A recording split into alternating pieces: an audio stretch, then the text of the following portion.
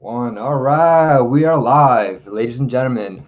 My name is Yari Dudenko. I'll be your host today. I have here is Martin with at 2cfnow.com, and we're gonna be talking about finding distress product in today's market. Right, today's market is a bit different than last year. I'd say things have changed. Not many have predicted what would be happening.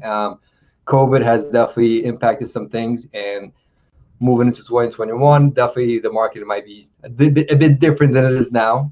Today we're going to be talking about, how do we find the distressed product? Last year in 2019, 2018 has been a hard market, hard to find good deals, not a lot of inventory. Things are changing. The inventory is still not as high, but the demand is even higher, right? People are buying things over asking price. So things are, adapting, changing, and moving forward. We also have elections coming up, so it's an interesting year that we're having, Martin. So we're just gonna kind of talk while we wait for people to jump on. And again, whoever is jumping on, make sure you guys ask questions. It is very, very important. Why? Because most likely, whatever question you have, another person will have as well. So again, thank you guys for joining us. Super excited to have Martin here share his knowledge, his experience, his ups and downs, figuring out the way things are going. So how's COVID been treating you, Martin?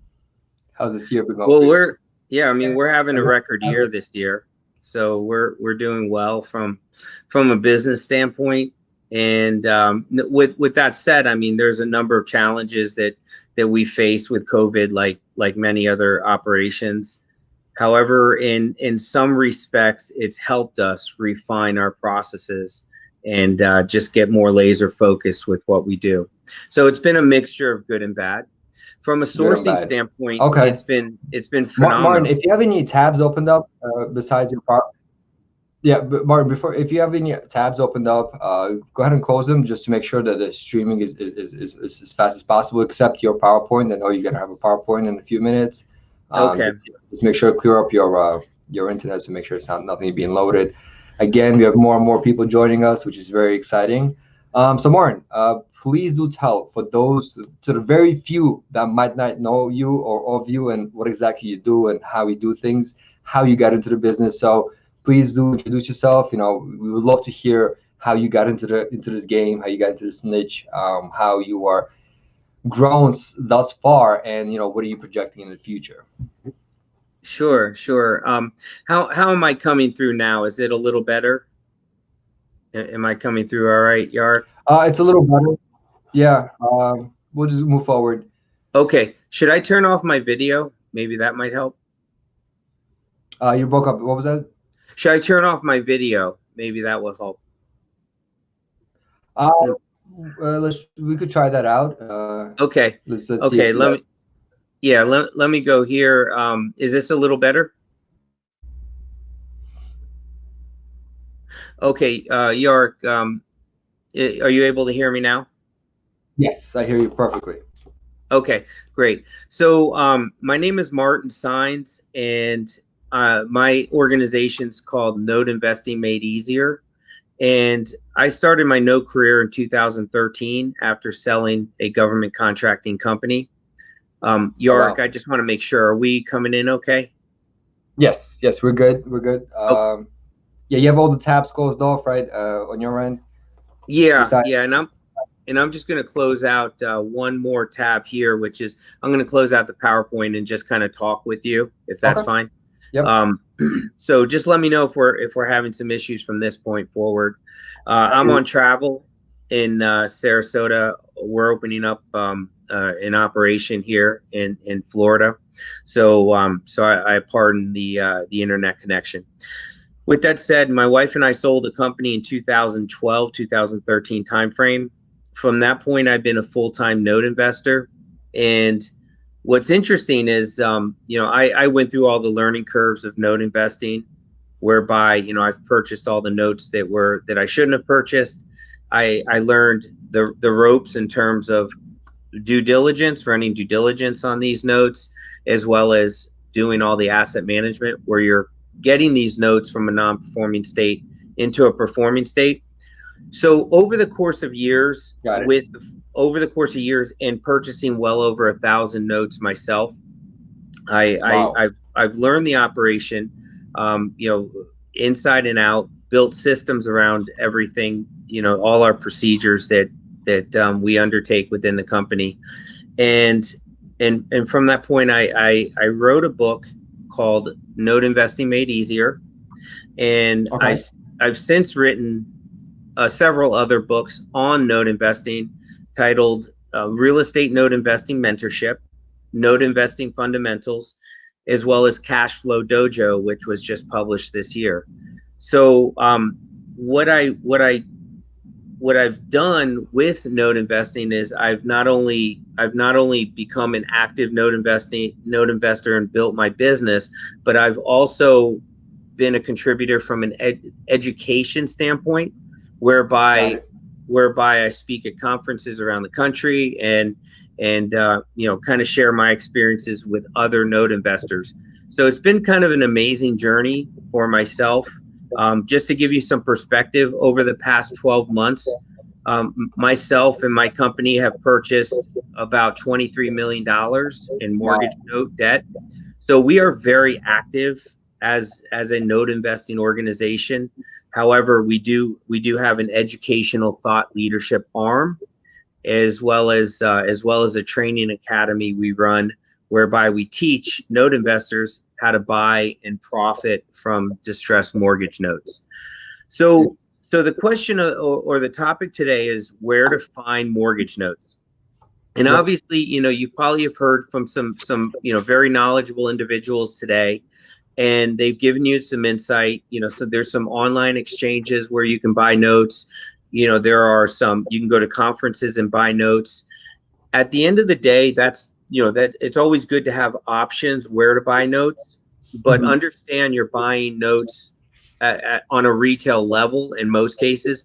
When it's that easy, it usually comes at a premium price tag. It's Got it. equivalent to buying real estate through the MLS, right? You know Yep. that you can see, you know, 1,000 homes, but you understand there's a retail you know, factor involved price wise. So I guess the more pointed question is where to find wholesale distressed mortgage notes, whereby you don't have 1,000 people vying for one property, say, or one mortgage note. So this is a little bit more interesting. This really starts with and I wrote about this in Note Investing Made Easier. It starts with a sourcing life cycle that Oh, you breaking that up? I put together for my business. And the first point of the life cycle is identity. So it is understanding what it is you are looking to do and how you're going to operate in the space. You have to understand there's a number of different angles for to come into the note investing space. It's not just like, okay, well, Yarick wants to do note investing. So Yarick learns how to note invest and he goes and buys a note and then he becomes a note investor. Well, you can come into the space as a loan consultant, Uh-huh. as a, you know, due diligence specialist, as an asset manager, as a passive investor, as a JV expert, as a fund manager like myself. Why, you know, I operate a fund as well with what I do. So there's a number of different ways that you can create an identity for yourself to carve yourself into the space. So really that's where it starts. When you want to operate on a wholesale level, you have to have an identity whereby you are able to engage with other players and they're able to clearly understand what it is you do and what your buy box is, and so that way you guys can exchange, guys or gals can exchange opportunities. Now it's not it's it so the one component is understanding what your identity is, but also what your buy box is. So what are Hmm. your buying parameters when you buy notes? Not, you know, not all notes are created equal. You have Yes. senior liens, junior liens, you have commercial notes, you have contract for deeds. you have institutionally originated notes. There's land notes. I mean, there's a whole variety of asset classes within the note It sounds space. like there's niches within niche. Yes, and so you have to have an idea of how you're going to operate, but what is your buy box and what kind of notes are you going to go after? So the more specific, there was this saying that this individual I knew years back, and he said, be specific to be terrific. And that always kind of stuck with me and I think it holds true here within the note space. So once you create your identity, the next step is to create branding that clearly expresses what your identity is. And so branding is going to come with a great deal of research. And I'm going to say here's the silver bullet to it all. LinkedIn has everything you need to become a successful note investor from a sourcing standpoint. So nobody's hiding. It's a shadow industry, yes. It operates, because it's so convoluted and obscure that it's considered a shadow industry. However, everybody is very front and center on LinkedIn, and nobody's hiding. So but before you start approaching people, you need to be researching people. So when we talk about building your identity and creating a brand for yourself, it comes with a heavy dose of research, because you don't need to reinvent the wheel. You need to spend many tens of hours researching individuals that are in the space and seeing what resonates with you. And then obviously documentation, right, of your research. And through that, you will get a clearer picture of, hey, I really want to be this person. Susie is really who I see myself being. So that is really kind of the first steps to it all. And then next step is you're going to build what I work with from a business standpoint is we generate what's called, obviously, the CRM system, right? You're going to set up your CRM system with all the buckets and categories based on who it is you're doing outreach to. But then we create an outreach matrix. And what that is that is going to outline all the activities that you are going to undertake from a sourcing perspective by which you're going to bring in deal flow. And what's critical about that is that you're going to have goals set for yourself, as well as you're going to measure the results to see how close you're hitting your goals on a daily basis. So, right, just time management, goal setting, these kinds of, everything you kind of hear out there in the business world. But these are going to be critical, because what is so important to be a successful note investor is to develop solid daily rituals. And the only way to do that is to put together a task list for yourself on a daily basis, and assign goals to those task lists, and then results. So that way, if it's measured, it's managed, right? As they say. Love it. Yep. So the first task you're going to put is research.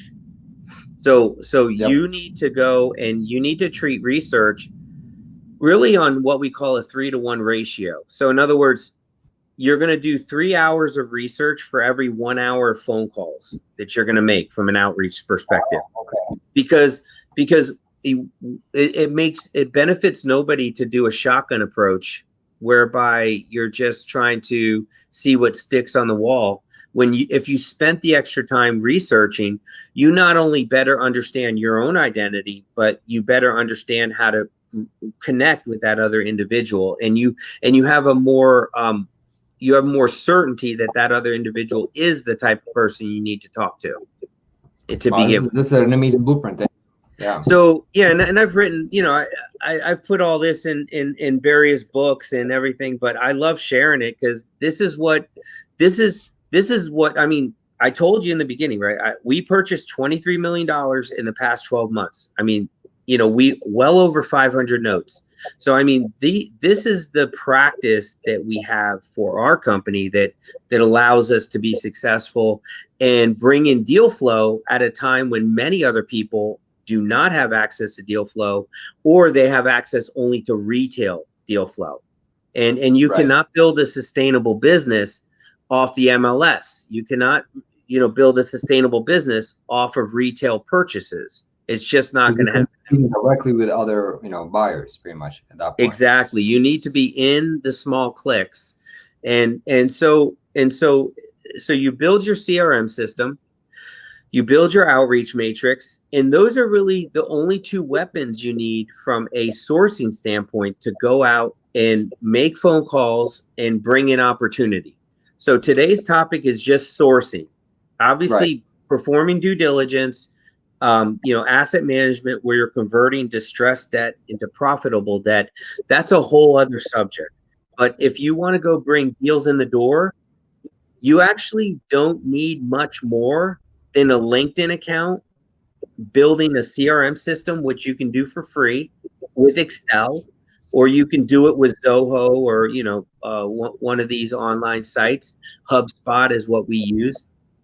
And then building an outreach matrix where you're going to hold yourself accountable for your daily outreach / daily rituals. Love it. Okay. So those. Yep. So Martin, I just want to recap. So I love it. Be specific to be terrific. It's really building a skill set, becoming a master at that skill set, mastering. It's really important. And you mentioned about identity, finding your identity, right? So like you mentioned LinkedIn. You want to kind of find the top guys. You want to see who they are, and if they speak to you, to your character, and then you want to study them. And then at that point, you can build your own brand. So you said something interesting, small clicks, right? To reach out to the guys who actually have these deals, right? These wholesalers. How would you, going back to today's topic is finding distressed product. How do you connect with the big guys, right? So for example, you built your identity, you built your brand. And what does it really mean to build your brand? Going back to like, how do you get the small clicks, small niches, the wholesalers to actually take you serious and share their leads with you? So you don't reach out to the big guys. Got it. Yet. You reach out to your peer network to launch your note business. So the peer network they're going to be easier to approach.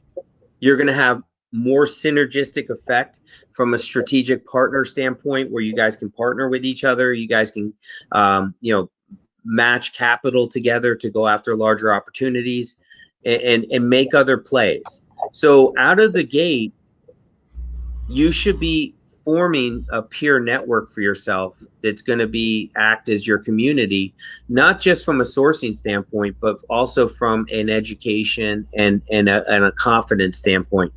Peers are big sellers within our space. So if you're note investing for a few years, every note investor has shelved inventory. So if you've been note investing for a few years, then you've purchased, say, 30 notes, there's probably a couple notes you're not doing anything with for some reason. So what's interesting is actually we sell off. We're primarily a junior lien, not performing player. So we actually sell off our senior liens when we get them, because it's outside our buy box. So actually that is unwanted inventory for us. And so we had to take it down because we had to buy a blended pool. Now, so baby steps is how you start. And you start with approaching your peers, gaining momentum, buying some notes here and there, because at the end of the day, it's velocity of the activity, right? It's doing it on an ongoing basis in small incrementable bits, right? Eat the elephant one bite at a time. And then you'll work your way up to a whole elephant. And before you know it, what's very interesting is that you never really know who you've stumbled across. And you could be buying one or two notes from someone and Jack, say Jack, and he sells you a few notes and you guys hit it off and you realize, and then you start doing some favors for him, and you really start building the relationship. Yet Jack runs a hedge fund, and you didn't even know Right. it. And he has, he's bringing down 100 note trades on a regular basis, and then he breaks you in. So really, it's just about building a strong network of people that you're able to transact with on a regular basis. Now, I'm going to give you 3 tips to it. Okay. For every phone call, and this is very important, and for every outreach phone call, Oh, well, yeah, for one second, you're every breaking up. So you said 3 tips. yes, for every outreach phone call you do.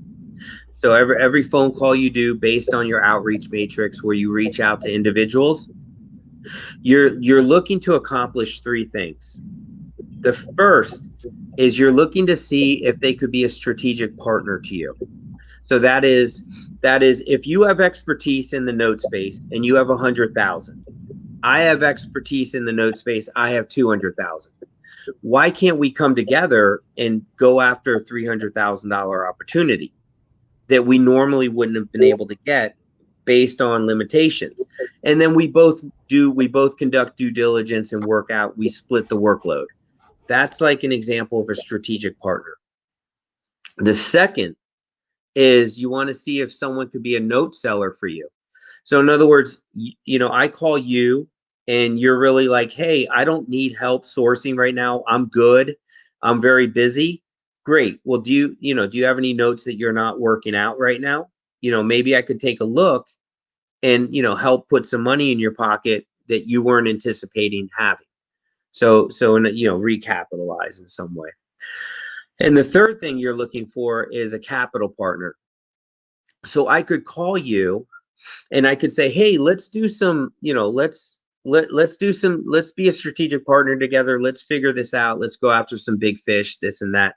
And you're like, no, I'm really good. I don't really have bandwidth. I'm tied up in apartment buildings, but yet I have 500K liquid in the bank. And okay, great. Well, you don't have any notes to sell me, and you're not going to be a strategic partner. So, are you interested in being a capital partner with me? And then you put up the 500. I'll be the operator. We'll go after some deals, JV wise, and make something happen. So every phone call, you should be looking to get at least hit one of those targets, if not all. And if you hit all, it's obviously a trifecta.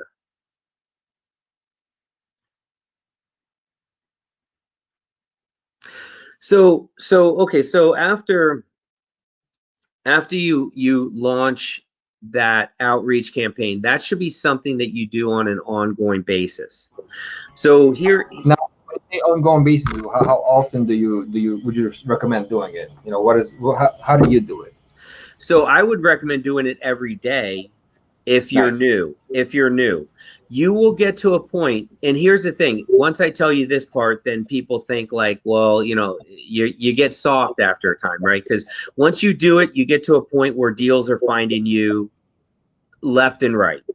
And so my brand is such. I run the largest Facebook group for note investing called Note Investing Made Easier. I have 4 books out on the subject, and I already have ties into a lot of deal flow. So deals are finding me. However, for someone starting out, deals are not going to find you, and no one's going to ring your bat phone. So you need to get your ass out there, and you need to go and pound it every day. Here's the beauty of it. What I'm talking about here doesn't cost you 1 penny other than your time. Right? None of what I said is go pay $1 million, go hire staff, go put out money here and there. Everything we're talking about, you can source notes without very much money whatsoever out of your pocket. So that's like Got it. however, what's interesting is this is the part that most note investors struggle with, is this part that is actually cost the least amount of money. And it's because it requires daily discipline. making the right decisions. You know, it's easier to go peruse Facebook than it is to pick up the phone and call someone you don't know. Right. And so people are making decisions every day.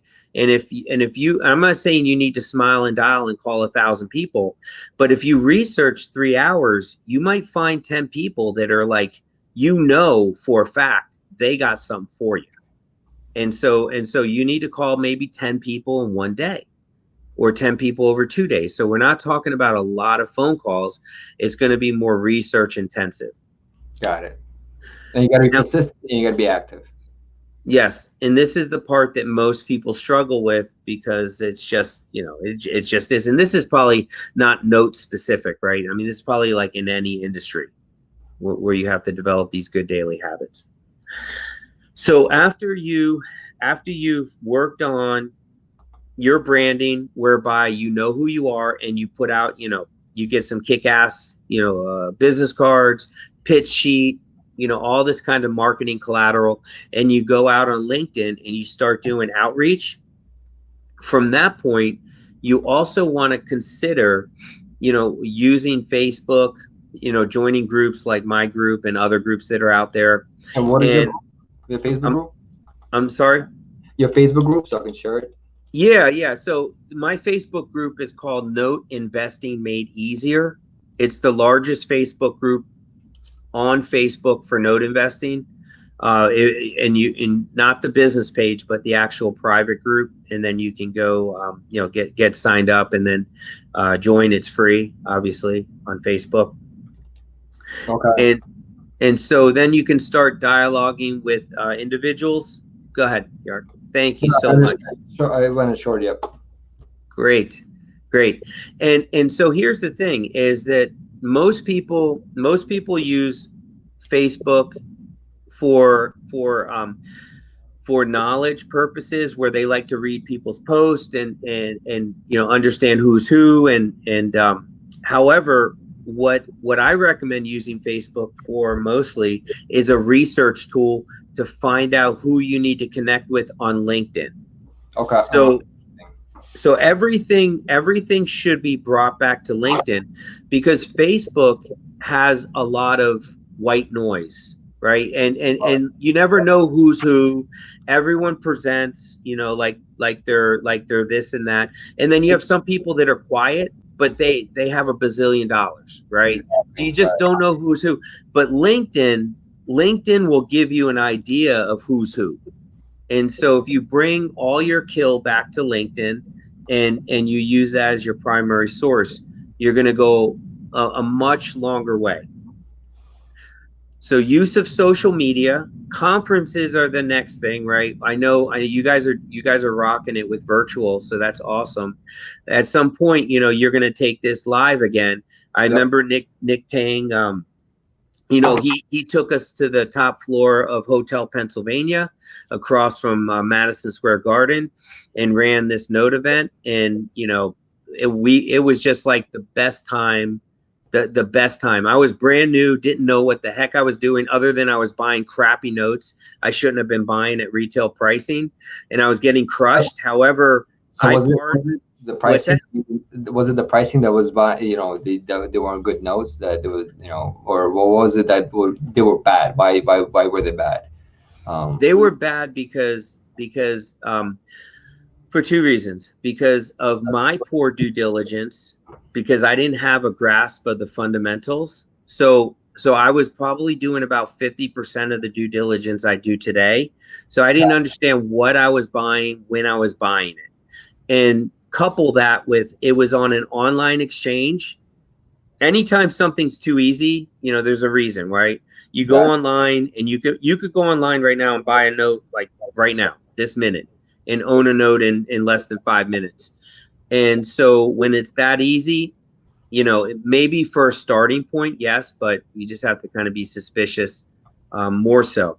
So it was a combination of those two. But you know what? I learned so much from those notes, and you know, all of that has helped me kind of progress to where I'm at right now. So it was a great starting point for you, and you know, it as I like to say, experience is something you have to pay for. You cannot buy it. You know, it's a continuous learning curve. Absolutely. The note industry very much, yeah, it is like that. It's but you got to learn when the opportunity for you to learn presents itself, you got to take it. That's what I've learned. So if you're going to be a knucklehead, many times over on the same, area of point of failure, I mean, it's just going to crush you. But yeah, as long as you're always just keeping your ears open, being humble, right? That's like the most important thing I've learned in business, because I was a business owner well beyond note investing, and that's just what I've always learned is whenever I got cocky and thought that I was more than what I was, then that's when something really bad happened. Got it. So you already mentioned a few things. Just to recap, you weren't going back to your originally when you just started, right? If you had to redo it all over again, and you mentioned you were doing 50% of the diligence that you do now, what other things would you have changed, have done differently? Now that you know certain things for those who are new, right? So if you had to go back and start all over again, what would you do differently?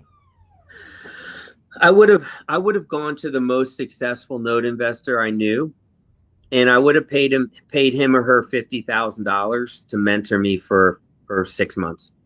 Got it. Okay. Yeah. So like that's where I run a training academy. So on a very small scale, I train a few people on every 6 months, with teaching them the fundamentals of note investing as well as mentorship. And I do it only for a few individuals because I run full-time operation. However, if I could do it over again, I would not have, my first purchase was 240,000, and I bought notes I shouldn't have bought. And so if I could go pay someone 50,000 and learn how to do it right out of the gate, right, versus 240 and living on a prayer.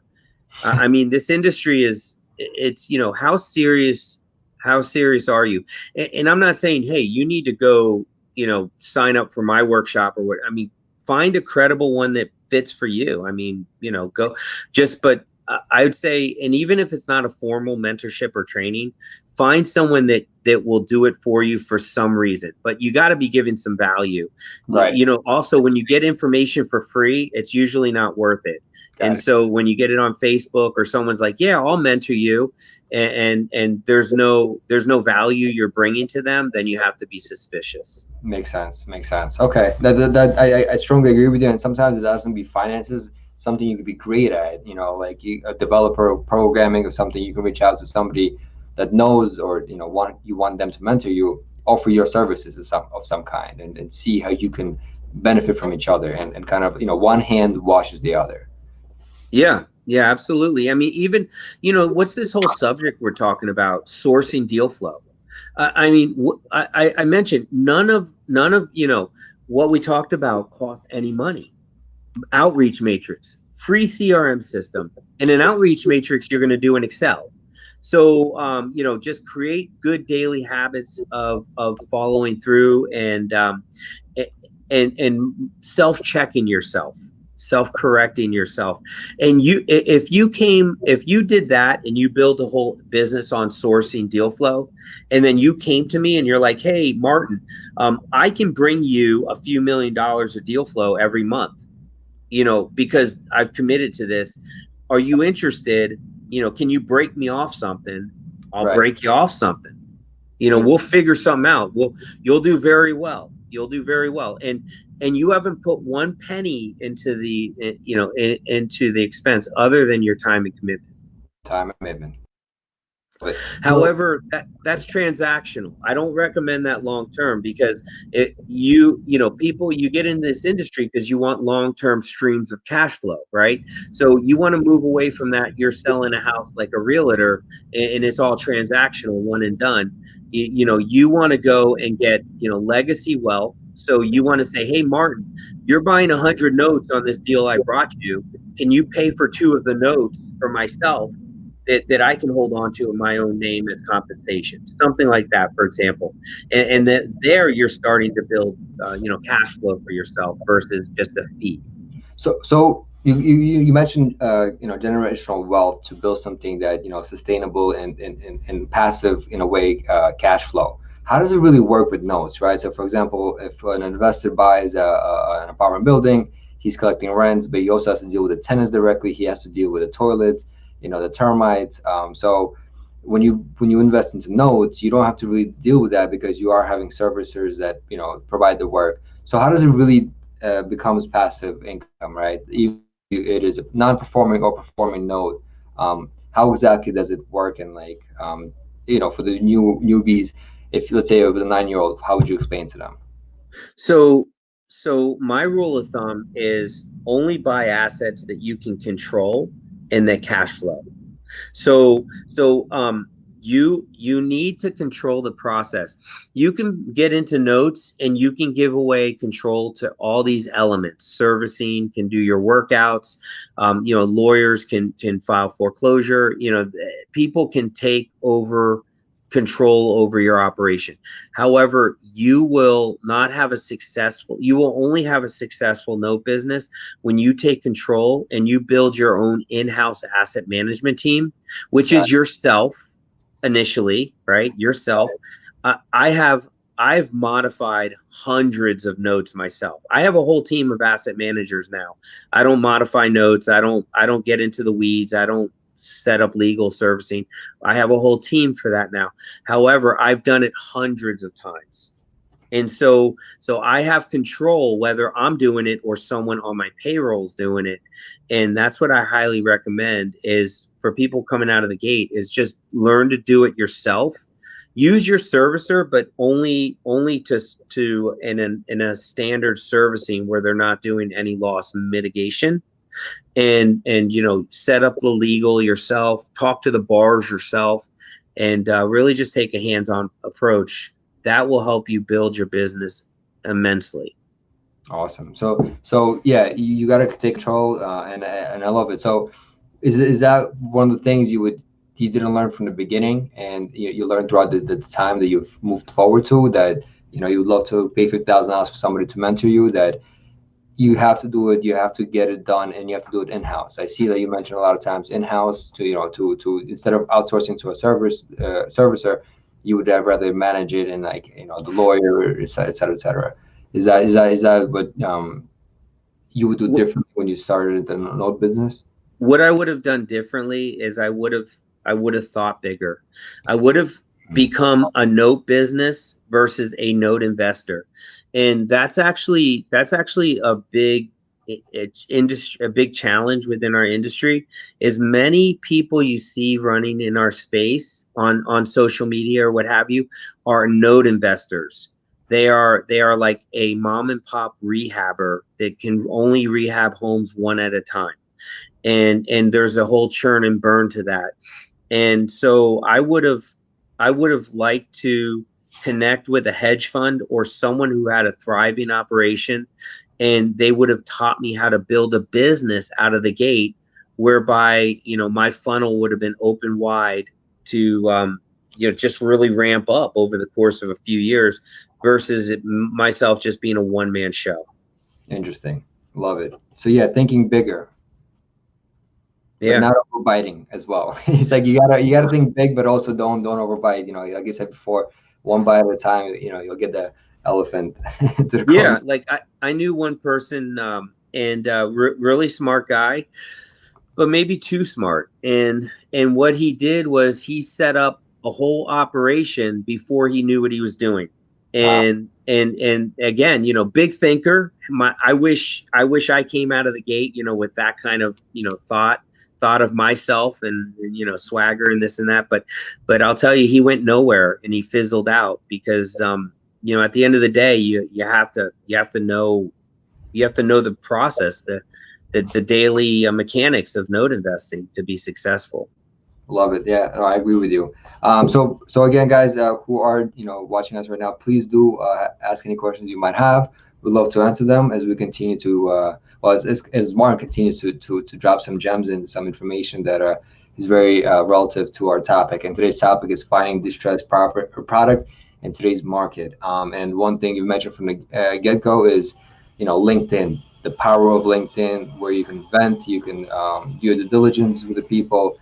You can find out who it is, from identifying yourself, your character, to moving over to your own brand. and continuously grow your business. Martin, is there any other suggestions in regards to finding distressed product in today's market? There's there is there's distressed product industry is a multi-billion-dollar industry. So you cannot think in terms of macro economics, influences within the space. You can buy during down markets, you can buy during up markets. It doesn't matter if you are building your business where you are have the daily rituals of outreach in place. Just ignore it. Put your head down in the sand, make those calls, build those relationships. Worst case, there's going to be peers that are just going to sell you notes here and there, and you can build a whole business operation that's highly profitable just off of peers that want to dump excess notes on your lap.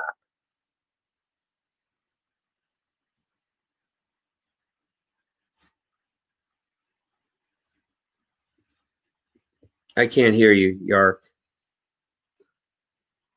Yeah, can you hear me now? Perfect. Yes. So we spoke about finding deals, finding your own character, building your own brand, you know building a note business versus being a note investor. The power of it. Networking, making sure that you network and you grow your network, because as I love to say, is network is your net worth. And moving forward, where do you see the future of COVID and 2021, node business, and so forth? Where do you, and how are you changing your investing? Are you changing your business structure at the current time to prepare for the future? Is there anything different that you're doing, or will be doing?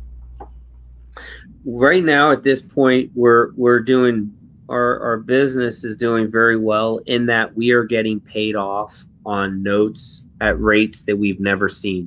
So given that there's equity upswings across the country and interest rates are so low, we're seeing a lot of payoffs on our distressed paper at par. So it's been very, very positive. Now, this whole panacea that we're all living in is not going to last long. And so, a crash is going to come, and that's how we're preparing, right? Jim Rome says, prepare for the winter. We're preparing for the winter, and it's coming, and it's probably coming very soon. COVID, gosh, I mean, half the country hating the other half of the country. I mean, where do you want to start or stop? Overinflated property values, corporations and small businesses running on too much debt. It's all just going to give way. COVID's going to come back in winter more so. And so what this all is going to lead to is an increase in inventory on our side.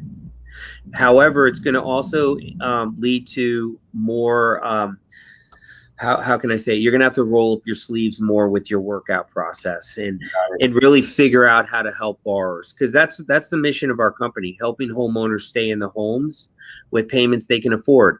So when they can afford less, then you have to be more creative in helping out the borrower, which we're planning to do.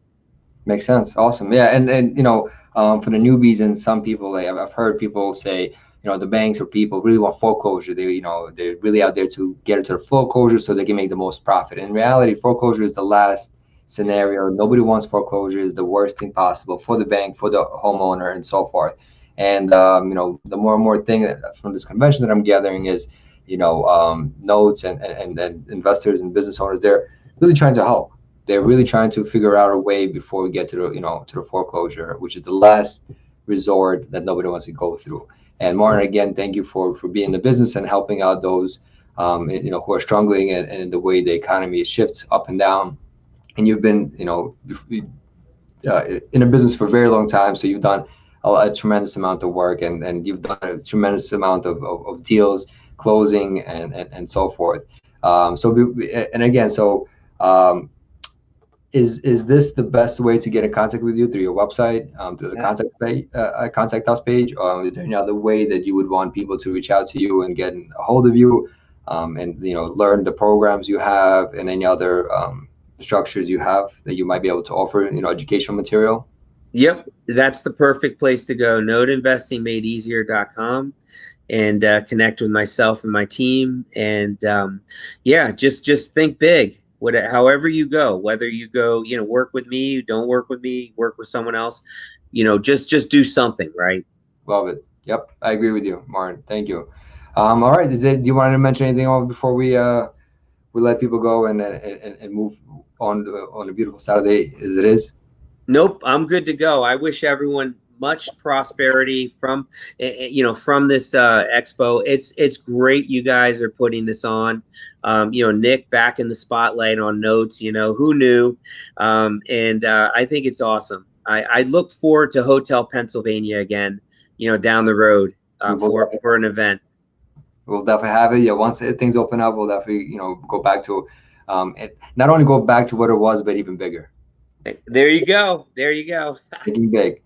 All right, brother. Thank you, Martin. Thank you for coming out. Thank you for sharing your knowledge with us.